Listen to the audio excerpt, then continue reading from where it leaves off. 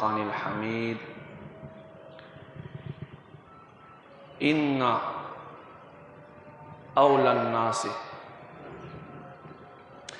إن أول بيت وضع للناس للذي ببكة مبارك هدى للعالمين. وقال تعالى في شان حبيبه ومحبوبه مخبرا وامرا إن الله وملائكته يصلون على النبي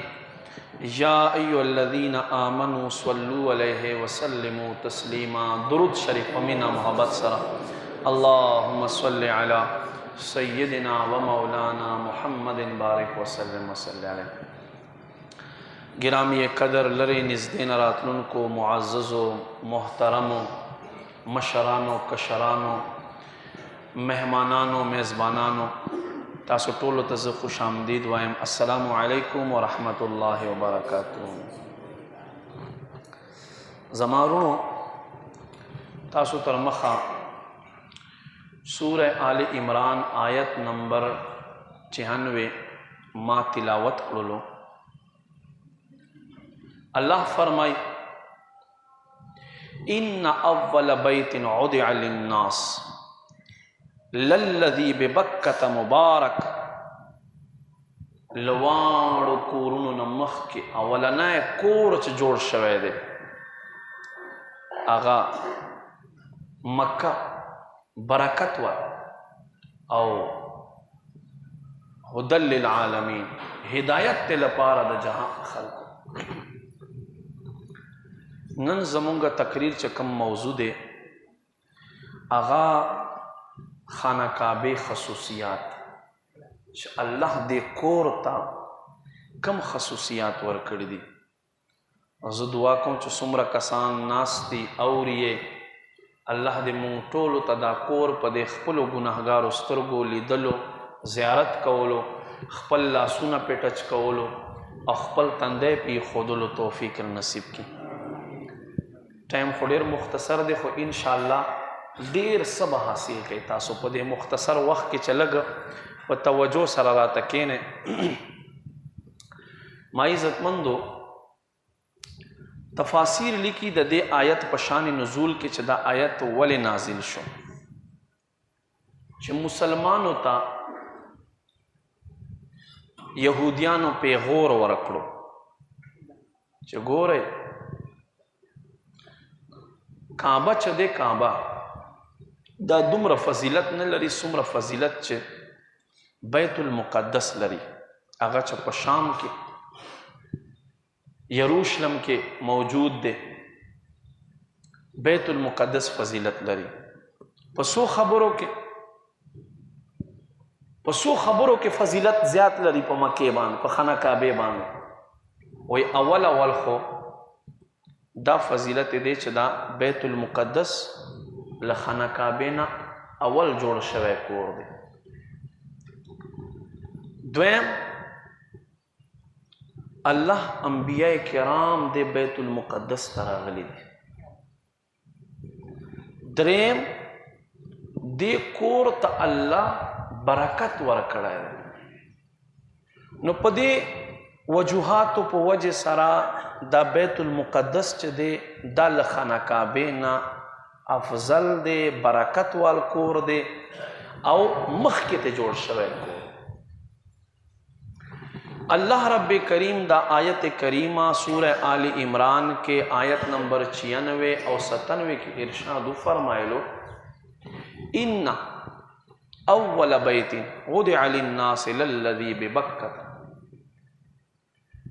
پکورونو کے لواړو نه مخکې کور چې الله جوړ کړی دی خانه کعبه ده بیت المقدس نه دی. دا الله څنګه جوړ کړو یادو ساتئ. دا اوس چې کومه موجوده کوټه ده خانه کعبې دا اووم ځل دی چې دی جوړه شوې. اووم ځل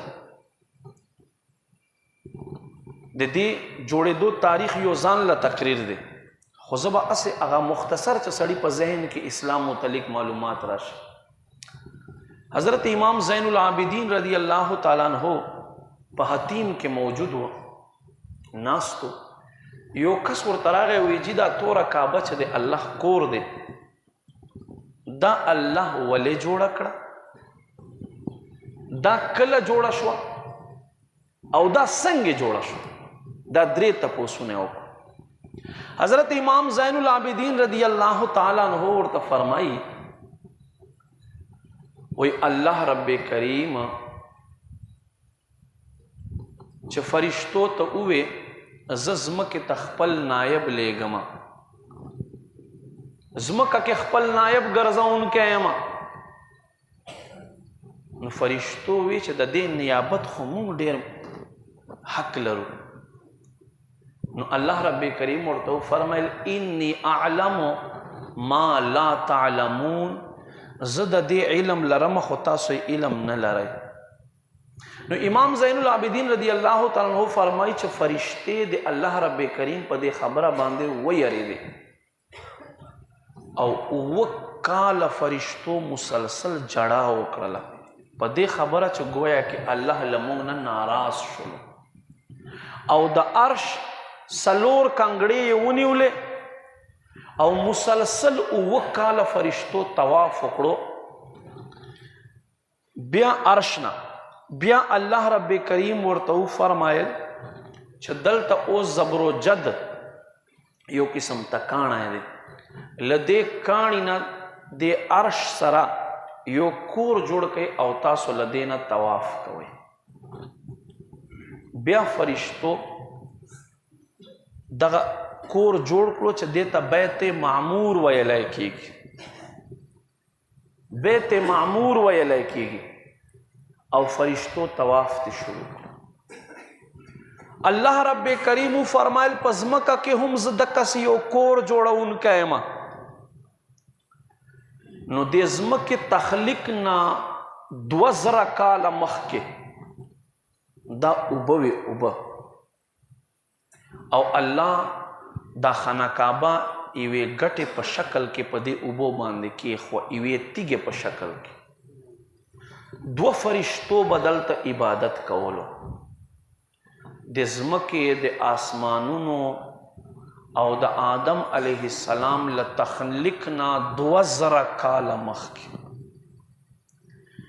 څه وخت چې الله رب کریم د ځمکې جوړولو اراده وفرمایله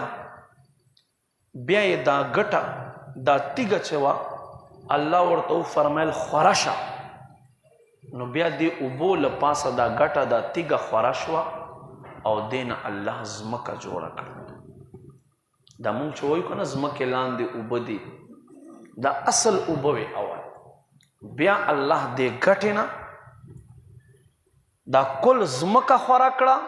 او بیا فرشتو ته ووی چې زما کور جوړ کړئ فرشتو جوړ کړو بیا الله رب کریم حضرت آدم علیہ السلام ورته راولېږلو آدم علیہ السلام په دې سر اندیب کې سری لنکا بر صغیر پاک و هند کې چې الله آسمان نه راښکته کړو اوس هم د خپې نښه موجوده ده نو دی په دې سری لنکا په بر صغیر پاک و هند ځمکه باندې راښکته شو ټوټل کتاب لیکي چې حضرت آدم علیہ السلام د کعبه فضیلت وګوره ټوټل 1000 حجونه حضرت آدم علیہ السلام کړي 1000 حجونه کړي دي یو روایت کې راځي چې نه آدم علیہ السلام 400 حجونه کړي دي او 600 آدم علیہ السلام عمرې کړي دي نو فرشتو با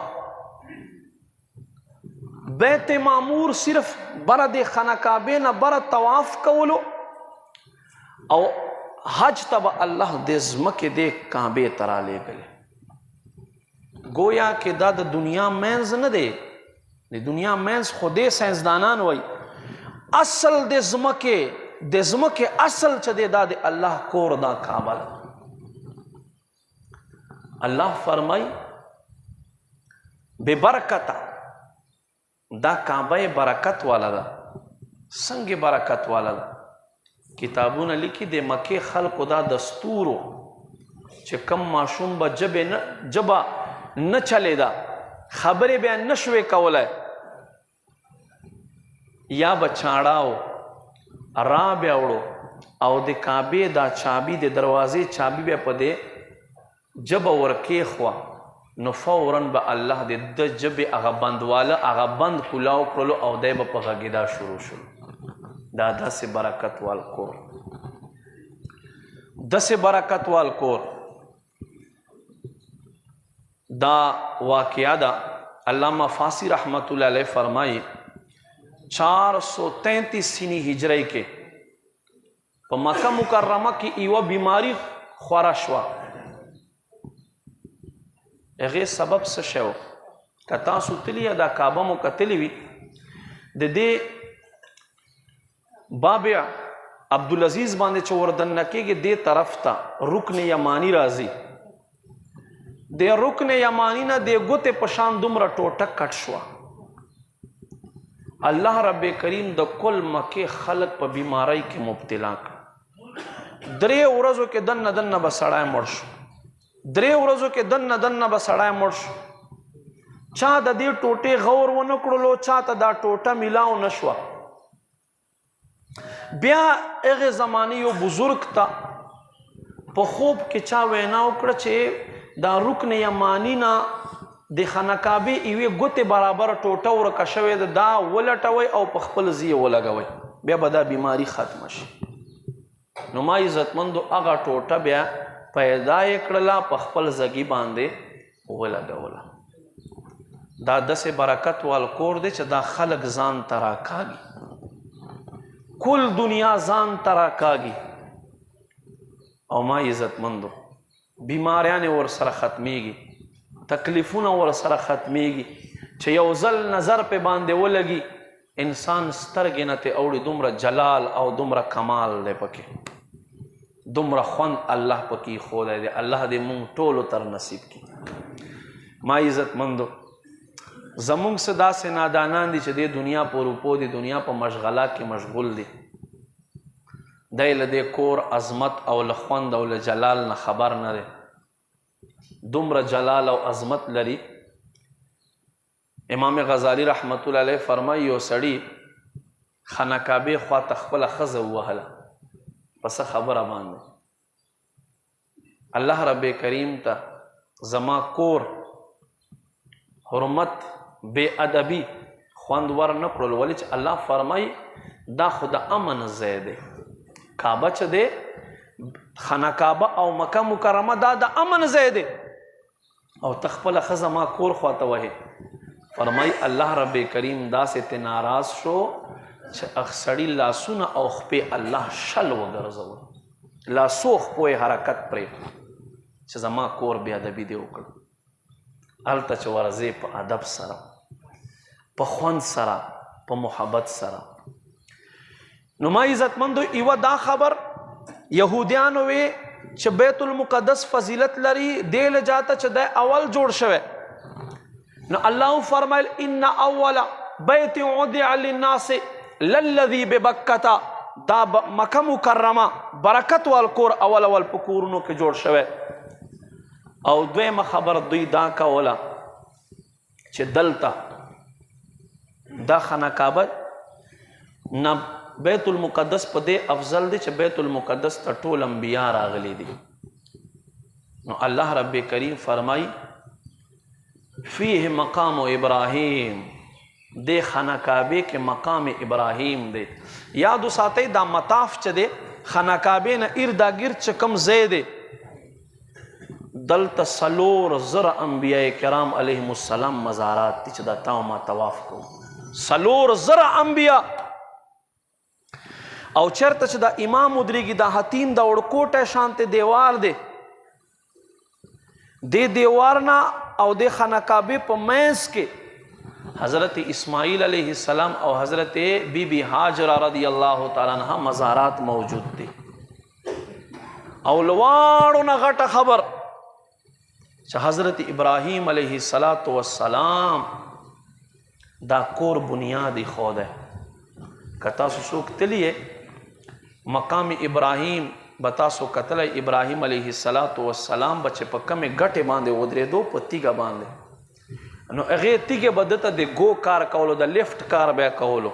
چې دی به راښکته کېدو اسماعیل علیه السلام ته تیږې ته نو آ به راښکته شوه چې دی به بره کېدو نو آ به په خپله مخه بره شوه حضرت ابراهیم علیه السلام انبیا خو انسانان او زناور پرېږده دا ګټې او کاڼي هم پیژني دومره هغې ګټې هغې تیږې ته حضرت ابراهیم علیه السلام خوند او برکت ورکړلو چې په خپلې سینه کې د ابراهیم علیه السلام خپو نښې کېښودلې زرګونو کاله تیر شول ما عزتمندو خو نن هم مقام ابراهیم ته ورشه د الله نبی قدردان ابراهیم علیه السلام خپو نښې اوس هم په دې ګټه کې موجود دي دومره خوند ورکړو هغې ګټې ته چې د الله قدردان نبی خلیل چاته چې الله دوست وای اب څنګه عظیمه هستی وي چې الله چاته دوست وای او الله یې دوست وګرځوي ما عزتمندو دویم دوی دا وی چې انبیا دي نو الله رب کریم څومره انبیا چې مخکې تیر شوي دي تقریبا دا ټول الله کور ته کعبې ته راغلي حضرت شعیب علیہ السلام حضرت لوط علیہ السلام حضرت هود علیہ السلام حضرت نوح علیہ السلام دا ټولو انبیاء کرامو چې کله قومونه الله هلاک کړل د دوی مزارات نور ځایو کې نشته دا دلته دي دوی براغه حج ته او دلته به پاته شو بیا به واپس نه تله چې بیا څوک قوم الله هلاک کړو تبلیغ مو ورته کولو نه یې منله الله ختم کړه اوس موږ څوک چې بیا واپس ځو نو دوی به بیا الله په کور کې په کعبه کې پاته شو دلته بیا باقي ژوند تېرولو نو 4000 کم و بیش په دې مطاف کې د طواف زګي کې چې دا خلق تاویږي را تاویږي انبیاء علیهم السلام مزارات دي او حتیم کې دنه بی بی هاجره او حضرت اسماعیل علیه السلام مزار دی او بل خصوصیت دیتا الله دا ورکړی چې آب زمزم دی زمزم اوبه دي نبی پاک صلی الله علیه و آله وسلم فرمایي کده اوبو په نیت اسکئ نو الله به مو اوبو حاجت په پورا کوي او کده خوراک په نیت باندې تاسو اسکئ الله به مو خوراک ضرورت په پورا کوي او فرمایي چې تاسو کمی بیماری دې پاره وسکئ الله به تاسو بیماری دې پاره شفا وګرځوي حکم دا د شریعت چې اوبو په ناس تسکئ نبی علیہ السلام سنت ته خو زمزم چې کله اسکې به کعبې طرف ته مخ کوي په ولاړه باندې به اسکې دای ادب دی دای ادب او برکت دی او دلته هیڅ نو ننه 4-5 کاله مخکې ابراهیم علیه السلام متعلق الله فرمای وَإِذِ ابْتَلَى إِبْرَاهِيمَ رَبُّهُ یاد کړئ هغه وخت چې ابراهیم خپل رب امتحان تواچولو بکلمات پسو خبرو سره فاتمهن د هغه خبره مکمل کړي اکمه خبره وي هغه خبرو کې ودا خبر وا چې ابراهیم تبا د خپل معصوم بچي چې د یو کال لا پوره نه دی او د خپل بیبي با دا بونځه اغزیتا وادی زی زرع اغه زګیتا اغه غرو مست چې چیرته کرونده نه کیږي ابراهیم علیه السلام نن 100 کاله مخکې راغی بیبي ورته وایي چیرته دې راوستو غږ غوږ نه کوي روان شو دوی ښکته کړه لاس نه ونیولو ای زما خاونده چیرته دې راوسته چاته مې پرېږدی ابراهیم علیه السلام داسې ګوته اوچته کړه وایي رب ته دې پرېږدوم وایي بس ټیک شوه چې د رب حکم دی بس زه پې راضي یم بس لږ شانتې توره چڼه ځان سره راخیستې او یو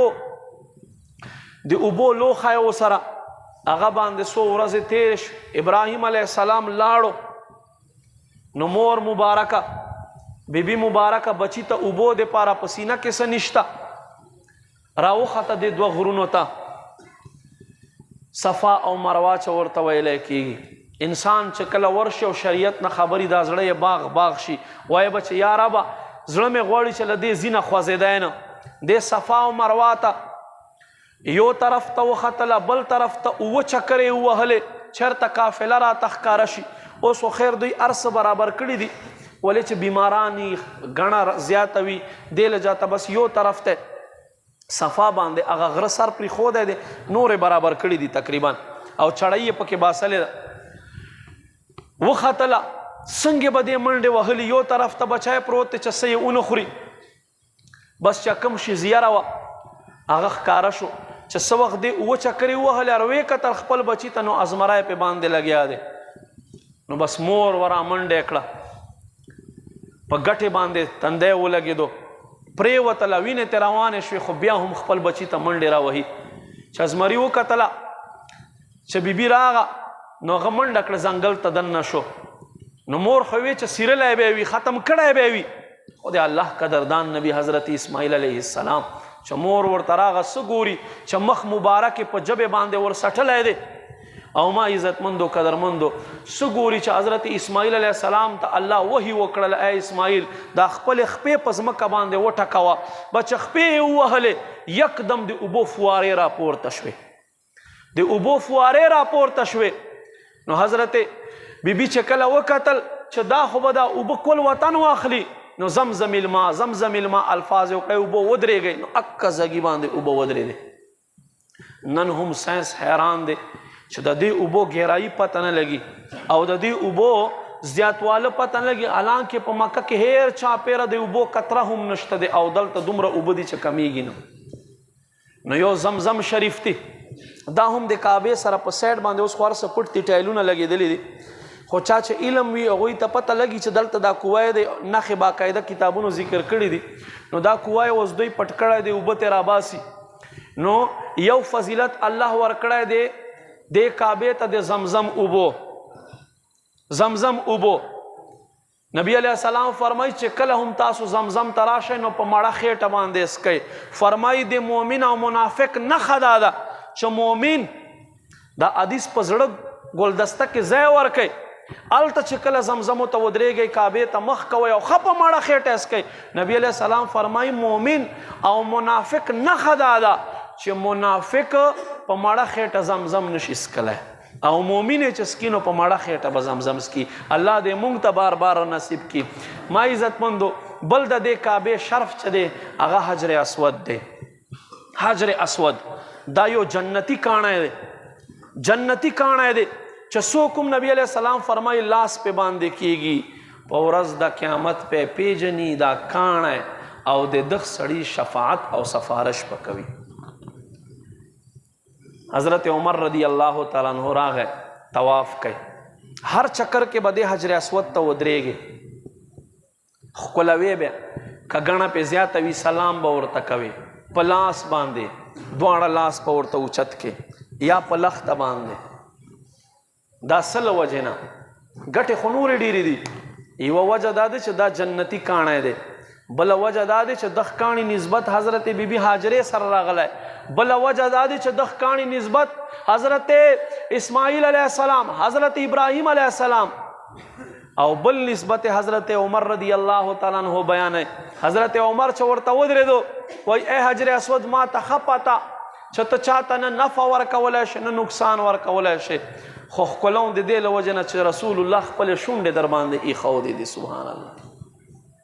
حضرت علی رضی اللہ تعالیٰ عنہ کہ نبی علیہ السلام فرمائی انا مدینۃ العلم وعلی بابها حضرت علی رضی اللہ تعالیٰ عنہ پہ باندھ راغے پوگے لا سرکے خو ویلا تقول یا عمر حاضا اے عمر دا سے موایا رسول اللہ نمی اورد لی اوے دے حجر اسود با پورز دا قیامت سترگی وی غگون بیوی لاسون بیوی خپے بیوی چاہم پا دنیا کے چاہ حجر اسود تا سلام کڑاوی بوسیت اخستی وی دا دے کل خلق با دا حجر اسود پورز دا قیامت سفارش شفاعت کوي او جنت تبیدن نکوي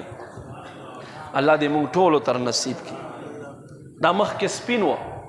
اس حجر کانی توئی اسود تور توئی